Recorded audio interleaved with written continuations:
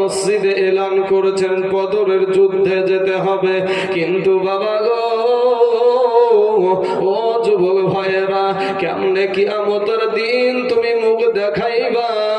তোমার বিবেককে প্রশ্ন করবা, আমার জবানের কথাগুলা শুনবা, শোনার পরে নিজের বিবেককে একটু প্রশ্ন করবা। ভাই শোনা, এই আওয়াজটার মসজিদের ভিতরে থাকলো না, মসজিদের বাইরে চলে গেল। যে দয়ার নবীজি যুদ্ধের জন্য ডাক দিয়েছে, দয়ার নবীজি যুদ্ধের জন্য ডাক দিয়েছে। কারা গো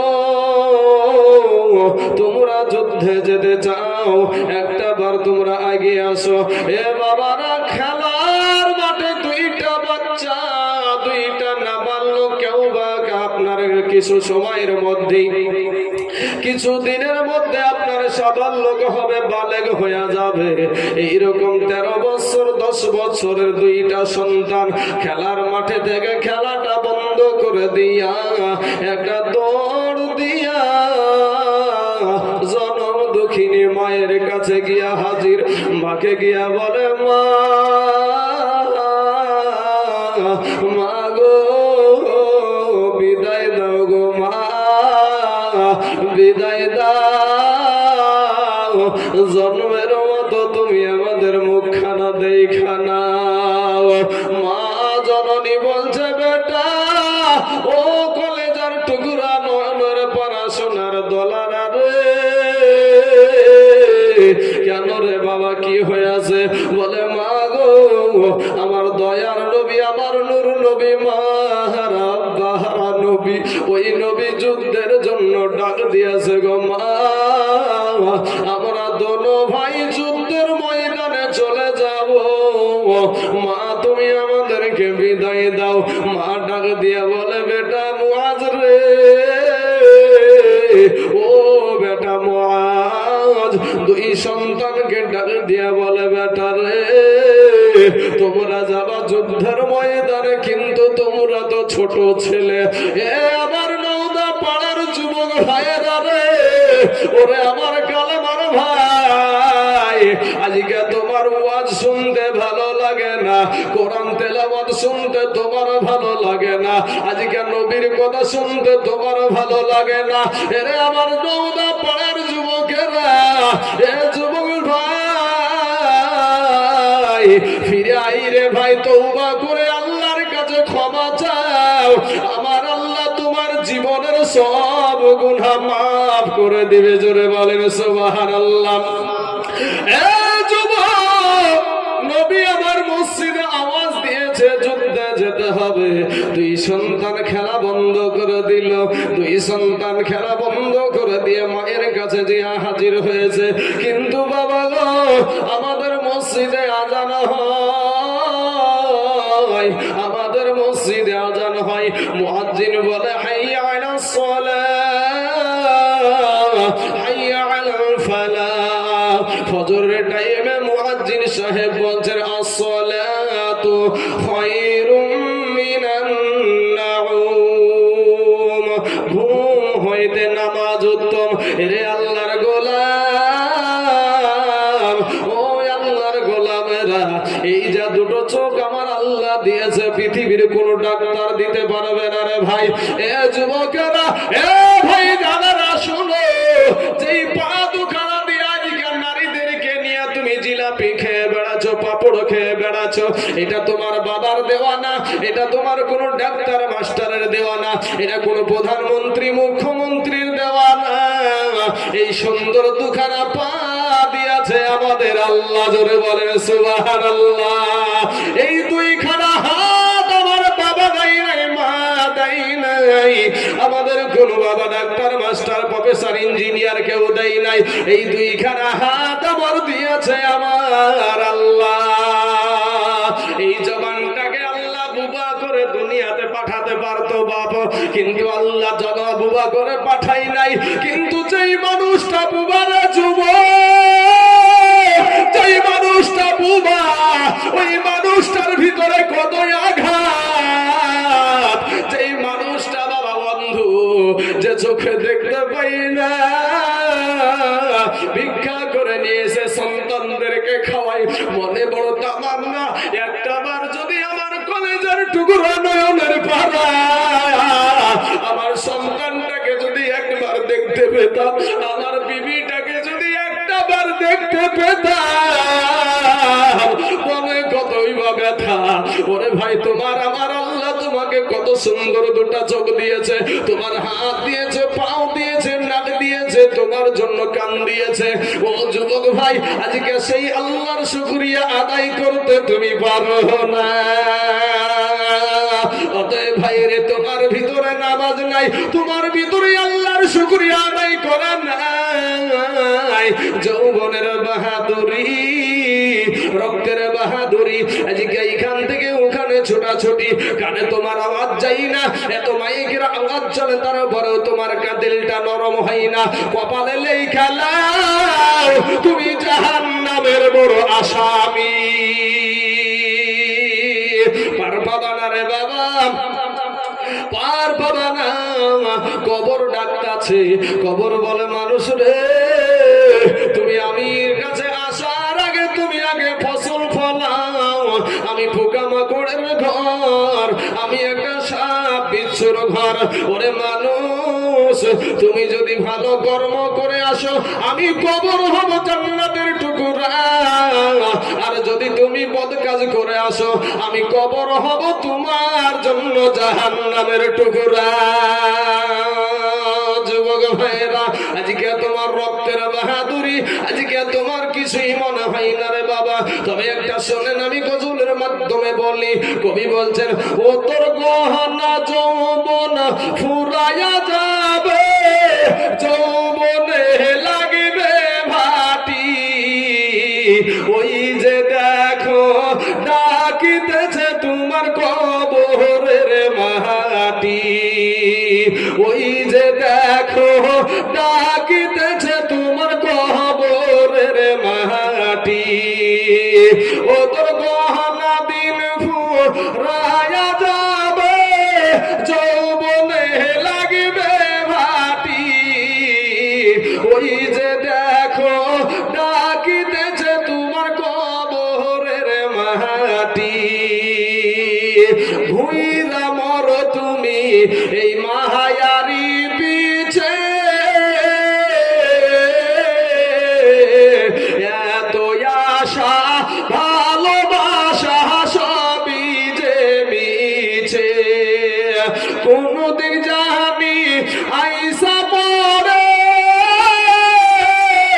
আজরাইলের হাতের চিঠি, ভাইরে কোনদিন জানি আইসা পড়ে আজরাইলের হাতের চিঠি, ওই যে দেখো ডাকিতেছে তোমার কবরের মাটি।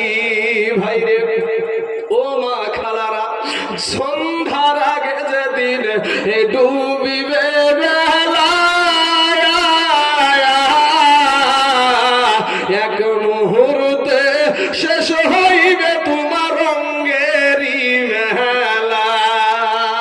কথা ঠিক না ঠিক ভাই? পরে সন্ধ্যার আগে যেদিন ডুবিবে বেলা, এক মুহূর্তে শেষ হইবে তোমার রঙ্গেরি মেলা। তুমি কারে মারো এ জোরে থামো, কার মাথায় ভাঙিবা লাঠি, ভাইরে কারে মারো এ জোরে থামো, কার মাথায় ভাঙিবা লাঠি, ওই যে দেখো ডাকিতেছ তোমার কবরের মাটি। ভাইরে খবর পেয়ে আসবে আত্মীয় স্বজন, চতুর্পাশে বসে তাহারা করিবে কন্দন, মনের মতো সাজায়া দিবে কি সুন্দর পরিবাটি, ওই যে দেখো ডাকিতেছে তোমার কবরের মাটি।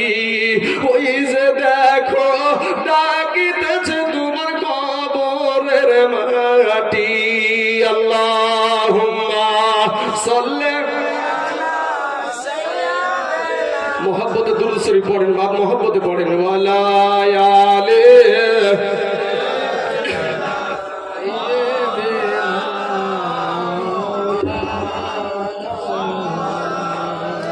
সাল্লাল্লাহু আলা মুহাম্মাদিন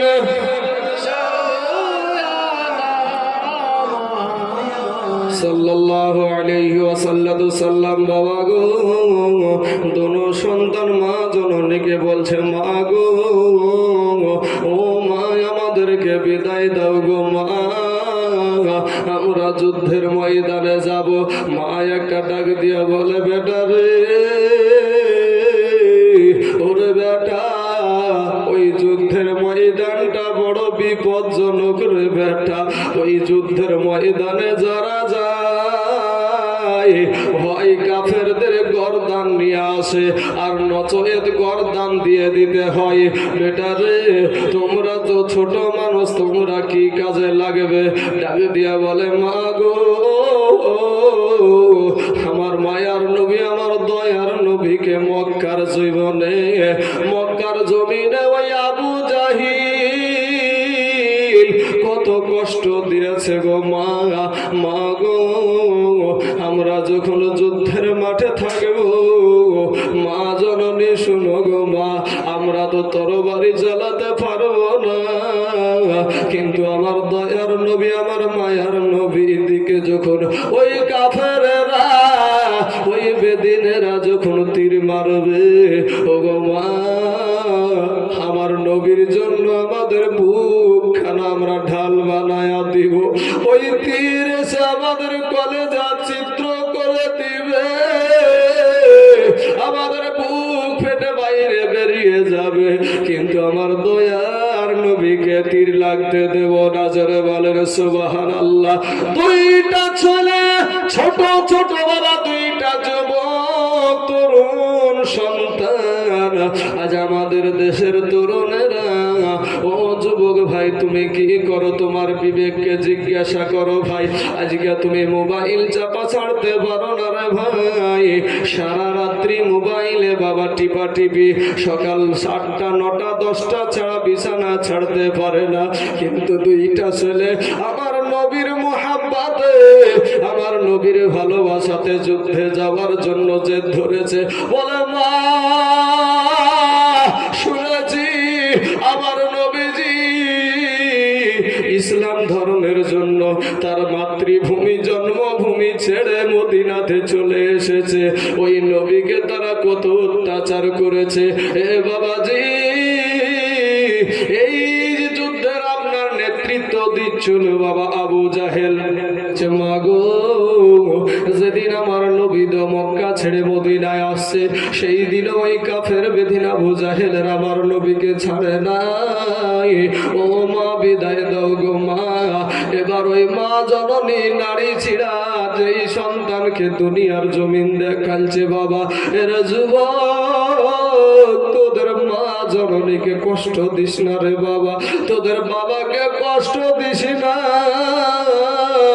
তোদের মা যে কি কষ্ট করে তোমাকে দুনিয়াতে আনছে, বাইরে কোন দিকে যাই। আমার একটা বন্ধু আছে বাবা, ডমকুল হসপিটাল, ডমকুল আপনার নার্সিং হোমের ডাক্তার, যার নাম হলো মনিরুল ইসলাম। বাবাজি, ওই মনিরুলকে আমি একদিন জিজ্ঞাসা করলাম, ভাই গো, মা জননীদের কথা একটু শুনবো তোমার মুখে। আপনারা তো সব সময় আপনারা সিজার করেন গো ভাই, রাতে যে কতটা পেটকে আপনারা কাটেন, কত মহিলার শরীরটা কেটে ফেলেন, একটা বার একটু বায়ান করেন শুনি। ওই ছেলেটা বলতে লাগলো, ভাই গো, মা জননীরা এমন একটা মা জিনিস, মা এমন একটা জিনিস রে বাপ, যার দুনিয়ার জমিনে মা নাই, সেই জানে মা হারানোর কি ব্যথা, বা হারানোর কি ব্যথা। যুবক রে, ওই ডমকুলের দিয়া নার্সিং হোম আপনারা অনেকেই চিনবেন বাবা। ওই মনিরুল সাহেব বলছে, ভাই, যখন আমরা ওটিতে মেয়েটাকে নিয়ে যাই, ওই মেয়েটাকে ওটিতে তোলার পরে ওই মহিলাটা, আগে বাবা মহিলাদেরকে অজ্ঞান করা হতো, আগে মহিলাদেরকে বেহুশ করা হতো, কিন্তু সন্তান চুরি হয়ে যাবে বলে এখন আর মহিলাদেরকে বাবা অজ্ঞান করা হয় না, শুধু যেই জায়গাটা কাটবে ওটাকে বেহুদা করা হয়। এ বাবাজি আমার ভাই, আজকে রাতের যুবকেরা শোনো রে ভাই, তোমার মা জননীকে কত যুবক মা বলে ডাকে না রে বাবা, কত যুবক আব্বা বলে ডাকে না রে বাবা, কত যুবক মা জননীর একটা পরনের কাপড় কিনে দেয় না, আব্বার পরনের একটা কাপড় দেয় না।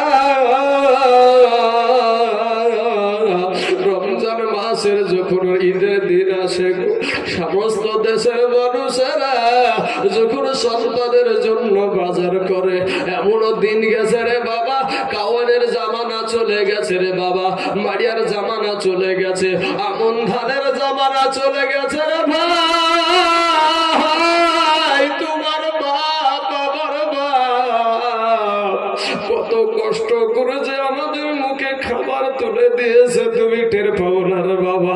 সোনার যুবক রে, এই যে মা গুলা বসে আছে আমার, এই মায়েদের মধ্যে যারা বৃদ্ধা মা, তাদেরকে জিজ্ঞাসা করবা রে বাবা, তোমার মা জননী যখন ওটিতে তোলা হইবা, বস্ত্র গুলা দেখতে পাই, মা বুঝতে পারে আমার পেটটা কাটবে, সিজার করার কথা আগেই বাবা প্রচার হয়ে যায়, সিজার হবে, মা জননী যাতে পেটখানা কেটে ফেলবে। আজ কারা গো মারা সন্তান এখানে বসে আছেন গো, কার জানি আজ মাকে কবরে রেখে এসেছেন, আজ সেই মায়ের জন্য একটু দোয়া করতে পারো নাই রে বাবা, সেই বাপের জন্য একটু কাঁদতে পারো না রে ভাই। ওই মা জননীকে যখন বেডে শোয়া দেয়, মা জননীর জ্ঞান আছে, বস্ত্র নিচে বাবা পেটটা কাটছে, পেটটা কাটে রে বাবা। তোমরা বলবা হয়তো এতটুকু কাটে না ভাই, আমি নিজে ছবিতে দেখেছি রে ভাই, অনেকটা জায়গা মায়ের কেটে ফেলে, মা জননীর অনেকটা জায়গা কেটে দেয়, এরপরে বাচ্চাটাকে উঠায়া নেয়। আমি বললাম ভাই, এরপরে মা কি চিৎকার করে না, কান্না করে না?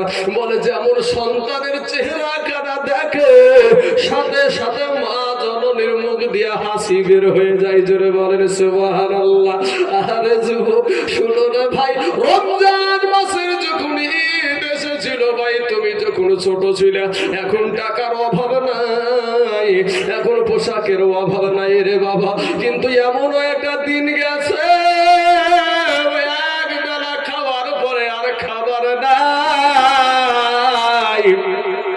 শাশুড়িরা সব সময় হাড়িকে ধরে রেখেছে, জানি কখন জানি বেশি খেয়ে ফেলে বৌমারা, কখন জানি অন্য কেউ এসে খেয়ে নাই, খাবার তো নাই, বিশাল চিন্তা। এরে ভাই এমন সময়তে যখন ঈদের দিন এসেছে, সন্তানদের বাজার করতে পারে নাই, কিন্তু ওই বাপটারে ভাই, তোমার কাছে টাকা থাকার পরে তোমার বাপের একটা লুঙ্গি তুমি কিনে দাও না ঈদের দিনে, তোমার মা জননীর একটা শাড়ি কিনে দাও না, ওই বাপটার ভিতরটা ফেটে গেছে। সবার সন্তান নতুন পোশাক পরে গো, আজ আমার সন্তানের জন্য আমি একটু নতুন পোশাক দিতে পারলাম না, বাপের ভিতরটা নষ্ট হয়ে যায়। এরা যুবক ও সন্তানেরা শুনো, আজকের দিনে তুমি যাও তোমার মাকে গিয়ে বলো, মা জীবনে বড় অন্যায় করেছি, মা ক্ষমা করে দাও। তোমার মা যতই খারাপ হোক না কেন রে ভাই, তুমি বিচার করার কেউ না। যাদের দুনিয়ার জমিন থেকে মা হারায়া গেছে, ওই ব্যক্তিগুলা জানে মা হারানোর কি ব্যথা, আব্বা হারানোর কি ব্যথা। ও মুসলমান, আজকে যদি আমি এই বৃদ্ধ বাপজিদের মধ্যে যাদের মা নাই বাবা নাই, এদেরকে গিয়া যদি জিজ্ঞাসা করি জিজ্ঞাসা করি যে ভাই গো, এই মানুষগুলোকে গিয়ে জিজ্ঞাসা করেন, দাদা গো আপনার মা কেমন ছিল, আপনার বাবা কেমন ছিল? ওই বৃদ্ধ মানুষটার চোখের পানি ধরে রাখতে পারবে না, বলবে ভাই রে, যেদিন আমার মা হারায়া গেছে, যেদিন আমার বাবা হারায়া গেছে, সেদিন থেকে আমার মাথার ছাদ উড়ায়া গেছে। কেমনে গেলা ফাঁকি দিয়া মাগো মায়া ফেলে, আর দিবায়া দিছি তু সে রাগুন হৃদয়ে জলে, হায়রে কান্দা কান্দা হইছে রে নদী মা, কান্দা কান্দা হইছে রে নদী আমার নয়ন জলে, দিবানিসি তু সে রাগুন হৃদয়ে জলে। হারে আদর করে নেয়নি গো কেউ আমায় কোলে তুলে, কিছুদিন দর করিয়া হাবার যাই যে ফেলে, আমায় কে দিবে আর সান্ত্বনা গো মা, আমায় কে দিবে আর সান্ত্বনা গো, একটু আদর করে, জোরে বলো সুবহানাল্লাহ। দিবানিসি তু সে রাগুন হৃদয়ে জলে, মা জননী আছে গোজার এই ধরনীর তরে, সেই মাকে করি আদর অতি যতন করে, তোমরা ভুইল না গো মা জননী মা, তোমরা ভুইল না গো মা জননী, রাইখো যতন করে, দিবানিসি তু সে রাগুন এই হৃদয়ে জলে। বাবারা, আমার মা বোনেরা, আমার ভাই জানেরা, দিলখানা নরম করে দিবেন বাপ। এবার দুনো সন্তানকে মা বলছে, বেটা রে যা রে বেটা যা, আজকে যদি তোমাদের বাবা দুনিয়াতে বেঁচে থাকতো, তাহলে বেটা রে আজকে তোমার নবীর পাশে, আমার নবীর পাশে তোমার আব্বা যাইতো, কিন্তু আজ আমার স্বামী নাই, তোমাদের বাবা নাই। ওই মহিলাটার নাম ছিল আফরা বাবা। ওই আফরার কতটা ঈমান গো মা, ওই নবীর উপরে কত মুহাব্বত গো মা। ও মা খালারা নবীকে কত ভালোবাসতো তারা, বলো।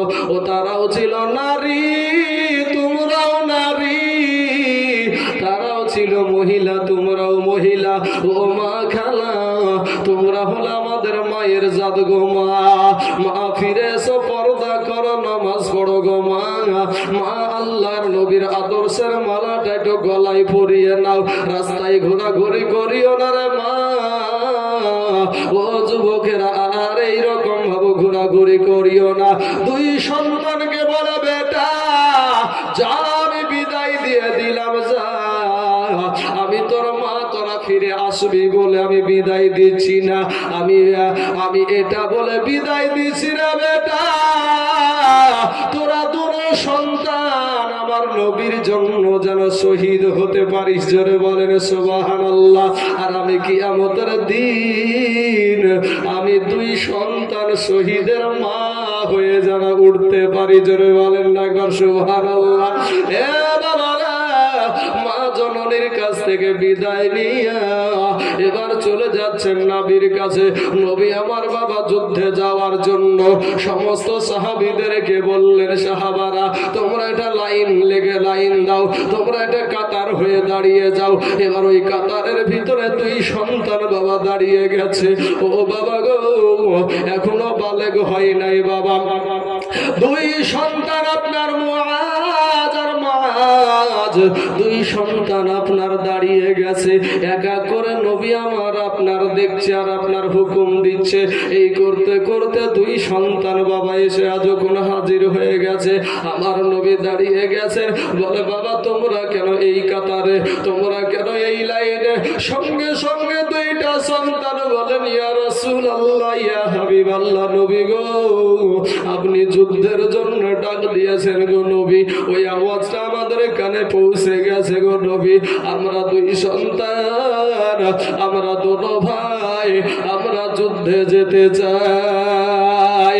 হে বাবারা, নবী বলছেন বাবা রে, তোমরা ছোট মানুষ, তোমরা কি করবা?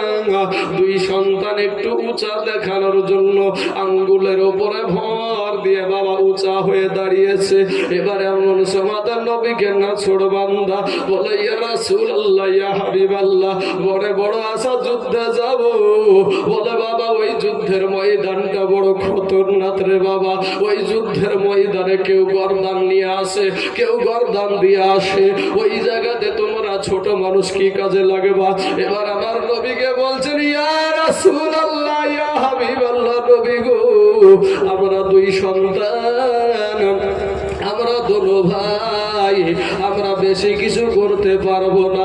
তবে নবী গো ওই কাফেরেরা যখন তীর যখন আপনার দিকে মারবে, আমাদের বুকটাকে আমরা ঢাল বানায়া দিব। জোরে বলেন সুবহানাল্লাহ। আমাদের বুকে কলেজাতে তীর লাগবে গো নবী, আপনার শরীরে তীর লাগতে দেব না। আমার নবী করলেন কি, একটা সন্তানকে আপনার হুকুম দিলেন, পাওয়ার দিলেন। একটা সন্তানকে, বড় সন্তানটাকে আপনার দিয়ে দিলেন।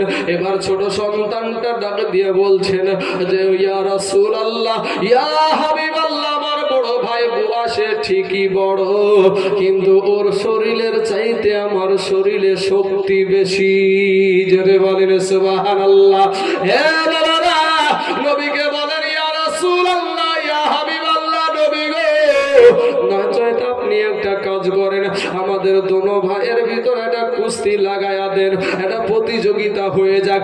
যদি আমি হেরে যাই আমাকে নিয়ে যায়েন না, আর যদি আমি জিতে যাই তাহলে আপনি ওকে নিয়ে যায়েন, আমাকেও নিয়ে যায়েন।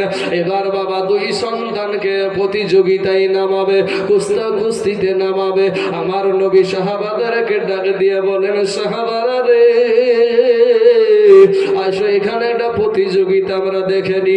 দুই সন্তানকে আপনার কুস্তি লাগাইয়া দিছে।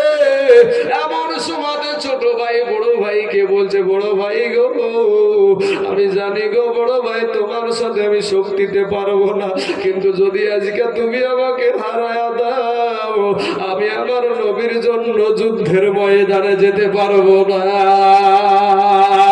ইয়া বড় ভাই, তোমার জন্য হুকুম হয়ে গেছে, কিন্তু আমার জন্য হুকুমটা একটু পাস করাইয়া দাও। দুই ভাই যখন কুস্তা লেগে গেছে, অমনি বড় ভাইকে তলায় ফেলে দিয়ে বুকের উপরে বসে বলছে, ইয়া রাসূলুল্লাহ, দেখেন আমি জিতে গেছি। নবী তো আগে থেকেই বুঝতে পেরে গেছে প্রতিযোগিতার ফল আগেই পেয়ে গেছে। দুই সন্তানকে বাবা হুকুম দিয়ে দিল, দুটো সন্তান বদরের ময়দানে বাবা। এবার আব্দুর রহমান ইবনে আউফ রাদিয়াল্লাহু তাআলা আনহু আপনার তরবারি নিয়ে দাঁড়িয়ে আছে। ওইদিকে বাবা কাফিররা হাজার হাজার সৈন্য নিয়ে এসে পাহাড়ে আপনার আপনার উঠে গেছে। পাহাড়ে উঁচা জায়গা থেকে আপনার যুদ্ধ করতে ভালো পারা যাবে, নিচ থেকে মারা যাবে না, ওপর থেকে বেশি মারা যাবে। আমার নবী, আপনার নবী যুদ্ধের ময়দানে চলে গেলেন, বালু মাটিতে তাবু গাড়লেন বাবা। উপরে কাফেরের দল আর নিচে হলো আমার দয়ার নবীর সৈন্যরা, সাহাবীরা। এ বাবারা, ওই বালুতে বেশি দৌড়াদৌড়ি করা যায় না। আমার নবী রাতের বেলাতে হাত উঠায়া কান্দে, আল্লাহ গো, এই যুদ্ধ আমাদের জন্য আসান করে দাও গো আল্লাহ। সারা রাত্রি আমার নবী আল্লাহর দরবারে চোখের পানি ছাড়ে রে বাবা। এইদিকে মুসলধারাতে পানি শুরু হয়ে গেল বাবা। যখন পানি ওই পাহাড়গুলো আপনার পিছলা হয়ে গেল, আর পিছলা যখন হয়ে গেছে মাটিটা তখন আপনার বালি মাটিটা শক্ত হয়ে যায় ভাই। ওই মাটিটা তখন আরামদায়ক হয়ে গেল। জোরে বলেন সুবহানাল্লাহ। সকাল বেলাতে গর্জন দেয়, আবু জাহেলেরা গর্জন দেয়। এই যুদ্ধটা কোন যুদ্ধ ছিলেন জানেন বাবা? বেটা হলো নবীর দিকে, বাপ হলো কাফেরের দিকে। বাপ হলো নবীর দিকে, বেটা হলো কাফেরের দিকে। ভাই রে, ও সোনা মানিক যুবকেরা ভাই, আমার নবীর একজন সাহাবীর বেটা বলছে, আব্বা গো, ওই ময়দানে আমি 3 বার তোমাকে আমি দেখেছি কিন্তু আঘাত করি নাই। বলে, বেটা তুমি কেন আঘাত করো নাই? বলে, আব্বা গো, তুমি আমার জন্মদাতা পিতা, এর কারণে মায়া লেগেছে, আমি আঘাত করি নাই। সাহাবী ডাকে দিয়ে বলেন, বেটা তুমি তো আমাকে 3 বার দেখেছো, আমি যদি তোমাকে একবার দেখতে পাইতাম, সাথে সাথে তোমার গর্দান থেকে মাথাটা আলাদা করে দিতাম। জোরে বলেন সুবহানাল্লাহ। কারণ হলো বেটা রে, আমরা নিজেদের স্বার্থে আমরা যুদ্ধ করি না, আমরা যুদ্ধ করি আল্লাহ এবং আল্লাহর নবীর জন্য। জোরে বলেন সুবহানাল্লাহ। এ বাবাজি, আজকে নিজেকে নিয়ে আমরা ব্যস্ত রে ভাই। আজ গুজরাটের জমিনে তাকায়া দেখো গো বাপ, মুসলমানের রক্ততে জমি লাল হয়ে গেছে। আজকে আপনি বেশি দূরে না রে ভাই। এই বৃদ্ধ বাবজিদেরকে যদি জিজ্ঞেস করা যায়, পাওয়া যাবে লালবাগের কাটরা মসজিদে গিয়া কত মুসলমানের রক্তের নদী লাল হয়ে গেছে রে ভাই। কাশ্মীরের জমিনে কত মুসলমানের রক্ততে জমিন লাল হয়ে গেছে। গুজরাটের জমিনে আবার এইরকম মা খালাদের, ও বাবা, 8 মাসের পেটে সন্তান, 9 মাসের পেটে সন্তান গো। এই মহিলাগুলা পুলিশকে গিয়ে বলেছিল, পুলিশ বাবু, আমাদের পেটে সন্তান, আমাদের জন্য একটু নিরাপত্তার জায়গা করে দিন। ওই পুলিশগুলা বিশ্ব হিন্দু পরিষদকে লেলিয়ে দিয়া বাবা আমার এই মাগুলাদের পেটকে চিরে রে ভাই, পেটকে চিরে সন্তানকে বের করে তীরের আঘাতে করে খেলা করেছিল। যুবক রে, আজকে তুমি ভাবছো আমি সঠিক জায়গায় আছি। কয়েকদিন আগে বাবা, কয়েকটা দিন আগে আসামের জমিনে আবার কিছু মুসলমানকে ওই ডিটেনশন ক্যাম্পের ভিতরে ঢুকায়া দিল। আপনি ভাবিয়েন না আপনাকে ছেড়ে দেবে। ওরে ভাই, নিজের দেশে বাস করি, জন্মভূমিতে বাস করি, তারপরেও কোনো শক্তি নাই। আজকে সিরিয়াতে, আজকে ভাই ফিলিস্তিনের জমিনে মুসলমানদের কান্না, আজ মা জননীদেরকে ধর্ষণ রে ভাই। ওরে যুবক, কিছুদিন পূর্বে দেখলাম মায়ানমারের জমিনে বাপের সামনে বিটিকে ধর্ষণ করে গো, স্বামীর সামনে বিবিকে ধর্ষণ করে, সন্তানের সামনে মাকে ধর্ষণ করে। ছোট্ট ছোট্ট কলেজের টুকরা নয়নের পাড়া বুকের ধনগুলাকে বাবা উত্তর বেলপুরে রাস্তায় রাস্তায় টেনে নিয়ে বেড়াই। আজ মুসলমান দেশগুলা বাবা চোখ বুঝে বন্ধ করে নিজের স্বার্থ নিয়ে ব্যস্ত রে বাবা। ও সোনাবাড়ি, মুসলমানদের কেউ নাই রে বাবা। মুসলমানদের যদি থাকে সেটা হলো আমাদের আল্লাহ। এ বাবাজি, আমার আল্লাহ ছাড়া আমাদেরকে কেউ বাঁচাতে পারবে না। ভাইরে আপনারা বলবেন যে ভাই আজকে দেখেন আল্লাহ কেমন করে বিচার করতে পারে। আমার মা আমাদেরকে বলেছে পর্দা করার জন্য। মুসলমানদের মহিলাদের পর্দা করা ফরজ বাবা। এই পর্দা করার জন্য মহিলাদেরকে বলল, আমার আল্লাহ ছোট্ট একটা গজব দিল যার নাম হলো করোনা ভাইরাস। এই করোনা ভাইরাসের কারণে মহিলারা তো মুখে মাস্ক দিলই বাবা, পুরুষেরা পর্যন্ত মুখ ঢেকে চলাফেরা করেছে না করেনি ভাই? মসজিদে যেতে পারে নাই, মাদ্রাসাতে যেতে পারে নাই, কোন কলেজে যেতে পারে নাই, বাজারে যেতে পারে নাই। সমস্ত দেশ আপনার আমেরিকা বলেন, ইসরায়েল বলেন, আর যত চীন দেশ বলেন, যত জায়গাতে মুসলমানদেরকে যারা মেরেছিল সবার পারমাণবিক বোমা সব স্তব্ধ হয়ে গিয়েছিল। সবাই ঘরে লুকায়া গিয়েছিল। আসিল ভাইরাস করোনা কিয়ামতের নমুনা, আমার আল্লাহ ছাড়া কেউ তা জানে না।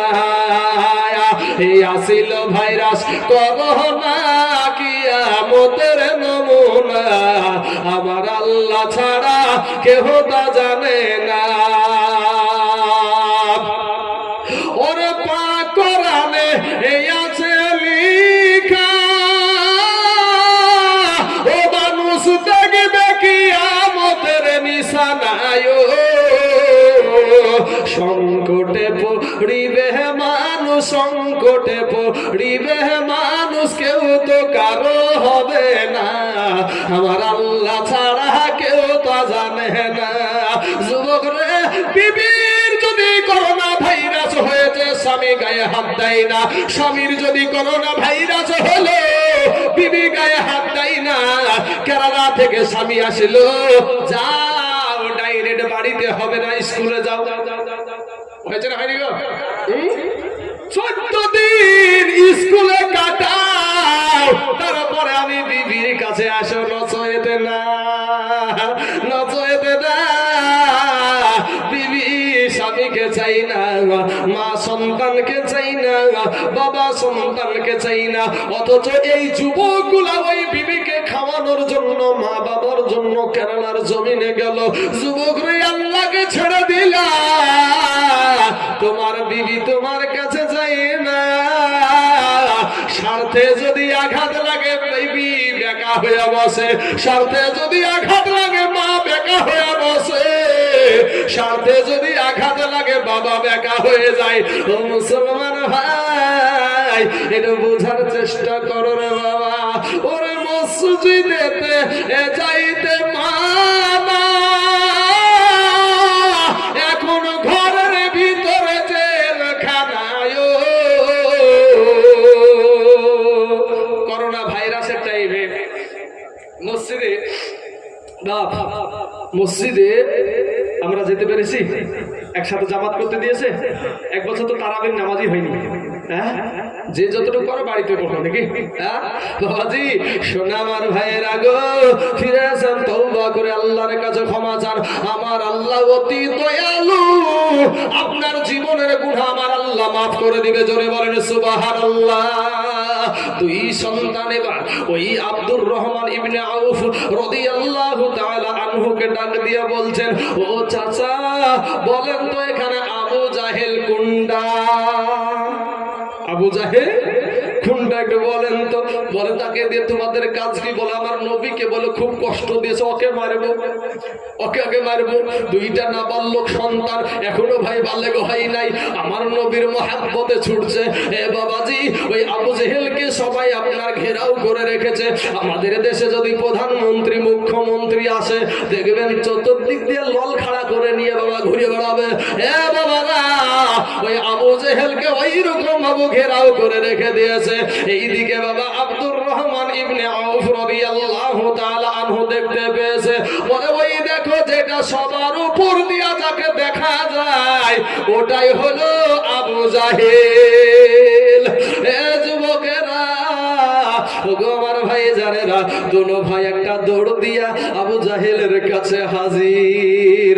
আবু জাহেলের পায়ে এমন ভাবে আঘাত করেছে বাবা, আর যেমন আঘাত করেছে সাথে সাথে আবু জাহিল জমিনে, আর যেমন আবু জাহেল জমিনে বাপ, সাথে সাথে আর একবারে গিয়ে আপনার বুকের উপরে ঝেড়ে দিয়েছে।